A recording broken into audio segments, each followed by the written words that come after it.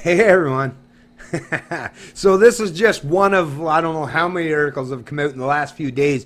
Holy crap, they seem to be, well, just on the CBC website alone, probably at least a half a dozen or more in regards to the big announcement from Maxime Bernier to split from the conservatives. Although I don't even, why do we call them conservatives? They're nothing of the sorts. They're collectivists, they're cronies, they're corporatists, they're central planning hacks, okay? But here we're seeing today at the big convention, right?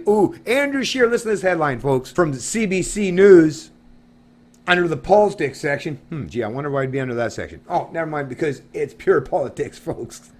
Andrew Scheer makes pitch for unity after Bernier's dramatic departure. Hey, good luck with that one there, Scheer. That's the thing. He's trying to promote as if, the Conservative Party, they're going to all rally around each other, right? Well, yeah. I'm sure the majority of you down there at that convention, the cronies, like I said, the corporatists, the collectivists, the central plan types, I'm sure they're all going to circle their wagons. The thing is, though, news alert, shocker, here's a revelation. Hey, be careful. This might knock you off your seat, but hey, you're not a representation of the Canadian people.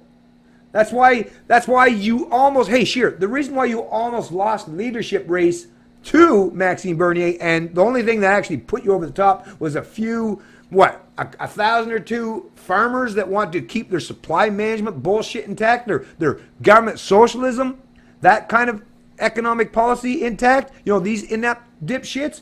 That's the only thing that gave you the leg up. But in reality, most Canadians, once again, they're not representation of most Canadians either. So the Canadian people, trust me, and you're seeing it in the polls out there, and even if you look in the articles, most people, whether they're even on the left or right, because that's another thing. Libertarians appeal to people on the left just as much as they do on the right, as long as you're talking about proper, morally consistent policies in regards to social and economic policies. So while the conservatives might want to rally around their little base of actual, social conservatives, which is shrinking and depleting at a pretty rampant rate, Maxime Bernier represents the future of liberty, the future of what it means to be a free human being in Canada going forward. So don't try to play off this as if, it's going to be perilous for Maxime to strike out on his own. Maxime's not on his own, and he's definitely not going to be on his own going forward. He's got a lot of people, including people like myself, that's willing to step up the plate and support him. And yeah, we're pretty good at it. We're pretty good at doing what we do. Why? Because we're not inept. We don't have this constant perception of having a safety net under us, right? We actually have courage and conviction and a willingness to stand boldly on policy and the kind of principles that we espouse. And no one in the media or these establishment hacks or these political pundits are going to shake us or make us tuck our tails between our legs and go running. No, we're going to stand up to you, and you're going to see. In the age of information, with the battle of ideas going on like it is now, yeah, if you're a central plan type or a collectivist, you're on the wrong side of history, and you're going to lose out big time. So I really do suggest that you start supporting people like Maxime Bernier. Maybe start rejecting this constant race to the lowest common denominator, or this voting for the lesser of evils, or constantly using fear and divisiveness as, don't support Bernier. What do you want to do? Split the conservative base and give Trudeau liberals? Hey, if the Trudeau liberals get another goddamn term in office, don't blame fucking Maxime Bernier. Don't blame libertarians, and don't blame people who stand firmly on the principled convictions that are both moral and ethically sound. Don't blame us.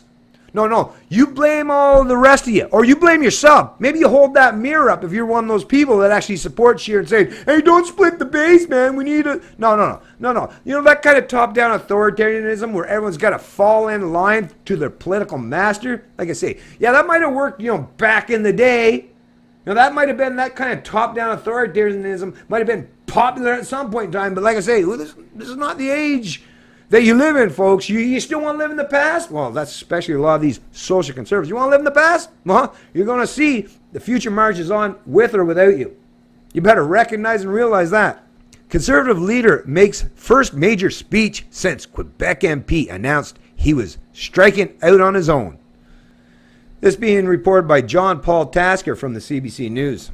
In a major speech to delegates at the Conservative Policy Convention in Halifax, Andrew Scheer said he is best positioned to take on Justin Trudeau. What? You mean best positioned to mirror his policies, basically? Why would Canadians want to support you, Scheer?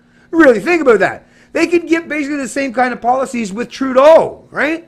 And Trudeau's a little bit more entertaining because he's such a goofball, such a moron. To have you? Why would anyone want to support you when you could have that same kind of policy from the libtards?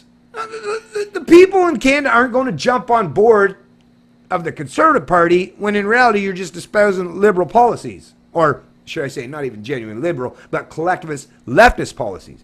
In the next federal election, even as a former top Tory threatened to split the right-wing vote with an insurgent new party, Scheer, who narrowly won the party leadership last year, said the Conservative movement is united and on the move, racking up key election victories at the provincial level only because you're seen as the lesser of evil. But once Canadians realize that, hey, we don't have to pick from the lesser of evils no more. There's a whole new game in town where we can actually eliminate all the evils and try some good for once. Well, you think they're going to continue to support you, do you, Trier? Well, you watch and you learn. And even if you, by happenstance or by luck or whatever, by continue to pump up the fear and using the media to help you out in that endeavor, by scaring them into continuing to support these inept established parties in Canada, even if you continue to do that in 2019 and somehow beat the Liberals miraculously, once again, it's still not changing the fact that the Canadian people are chomping at the bits and looking for an alternative source to get rid of the establishment. That's going to happen. That's going to continue on. You politicians, you really need to start thinking a little bit longer term than the next few years. We are certainly one big, strong, united national conservative party.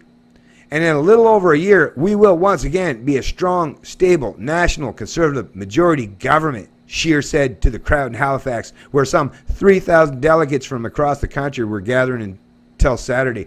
Ooh, 3,000. I'm sure, yeah, you probably got lots of big cheers and applause from your 3,000. Hey, Canada's a population of what? Oh, yeah, 37 million. So it seems like there might be a few more people that are against you.